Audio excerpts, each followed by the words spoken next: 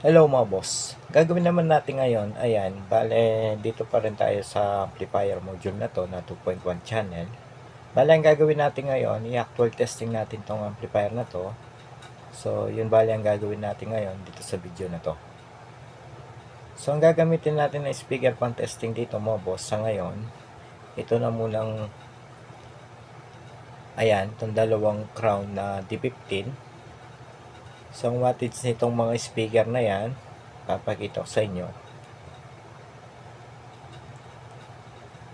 Ayan mga boss, kung titignan nyo, itong wattage nitong mga speaker na yan ay nasa 600 watts. So, tignan natin mga boss kung gaano ba kalakas tong amplifier na to na 2.1 channel na 160 watts left and right. Ayan. At tignan din natin kung kakayanin ba tong amplifier na to gamit yung dalawang speaker na crown na yan na D15. So, alamin natin mga boss, pero bago yan, sa mga bago pa lang dito sa ating channel, huwag niyo sanang kalimutan mag-subscribe at pag-ipindot na rin notification bell para sa susunod na upload na gagawin natin, ma-notify kayo. So ayan mga boss, bale itatap ko lang itong mga speaker wire dito sa amplifier. Bale itatap ko itong mga speaker wire na yan dito sa amplifier sa left and right. So itap ko lang muna mga boss, i-forward ko na yung video para madali na tayo. So ayan, bale tapos ko nang may tap tong wire. Ngayon, after natin may tap yung mga speaker wire, so yung supply naman, bale itong socket na to yung gagamitin natin na supply. Ayan, so dito ko itatap yung wire na supply na gagamitin natin dito sa amplifier na yan. Ayan mga boss, kung titignan nyo, bale ito yung gagamitin natin na pong supply. Yung battery na yan ay 24 volts. Ayan, bale tinap ko na sa socket. So, sa mga beginners dyan, check nyo mabuti yung polarity. So, hindi po pwede magkabaliktad yung polarity natin dito. Panigurado, masasira yung amplifier. Ngayon mga boss, saksak ko lang para matry na natin tong amplifier. Ayan.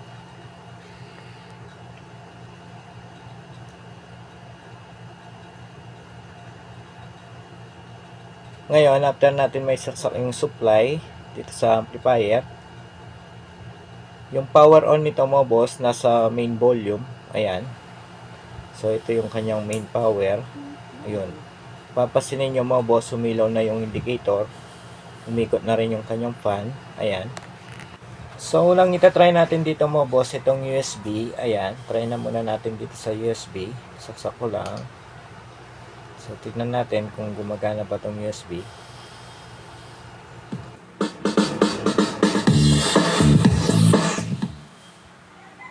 So narinig natin mga boss, gumagana naman itong kanyang USB port.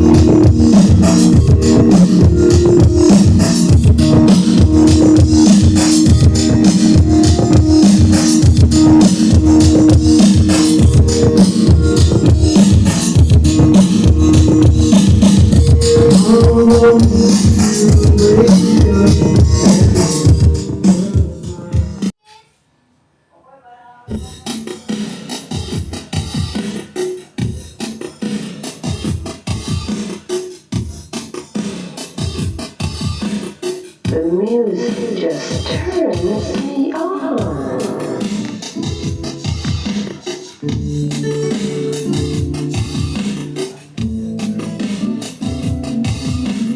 The music just turns me on.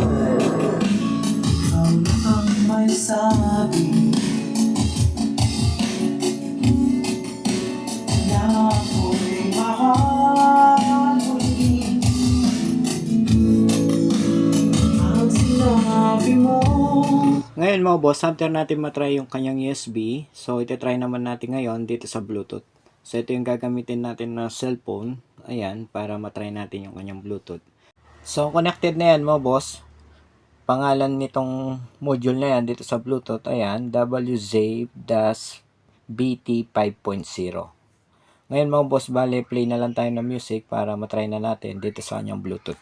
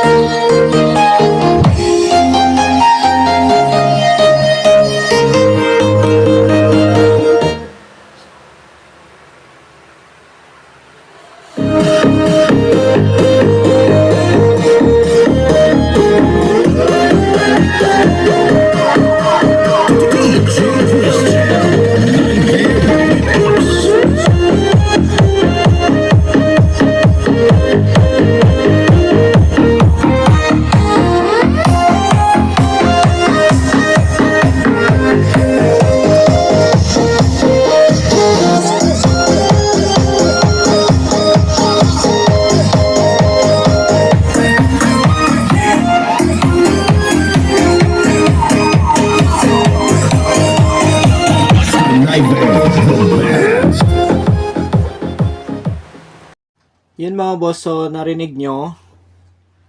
So para sa akin, base sa narinig ko sa actual testing, the best tong amplifier na to, although malit lang, pero napakaganda yung kanyang tunog. Pangalawa, malakas din yung kanyang bass. At kung papansin niyo mga boss, yung ginamit ko na speaker dito, ayan, dalawang D15 na tig 600 watts per channel.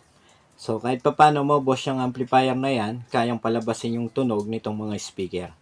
Base sa pagtesting ko dito sa amplifier na to, para na rin akong gumamit na integrated na amplifier na 502 amplifier. So the best tong amplifier na to mga boss, solid. At isa pang maganda dito, napansin nyo dito sa video nung na-actual testing ko tong amplifier na yan, kinapa ko tong kanyang heatsink. So hindi man lang uminit. So yung volume ko kanina nasa 12 o'clock, ganun din yung bass, treble. So, malinis pa rin yung tunog, hindi pa basag yung ating mga speaker. So, itry nyo to mga boss, sa mga wala pang pambiling amplifier na integrated, itry nyo muna to, malay nyo, magustuhan nyo. So, yung presyo pala nitong amplifier na to mga boss, bale nabili ko to sa Shopee, yung presyo nito nasa umabot ng 1,200 kasama na yung shipping. So, yun bale yung kanyang presyo. Yun mga boss, so hanggang dito na lang tong ating video. Sa mga hindi pa pala nakasubscribe dito sa ating channel, huwag niyo sanang kalimutan mag-subscribe. At pag-ipindot na rin notification bell para sa susunod na upload na gagawin natin, ma-notify kayo. Hanggang sa muli, maraming salamat.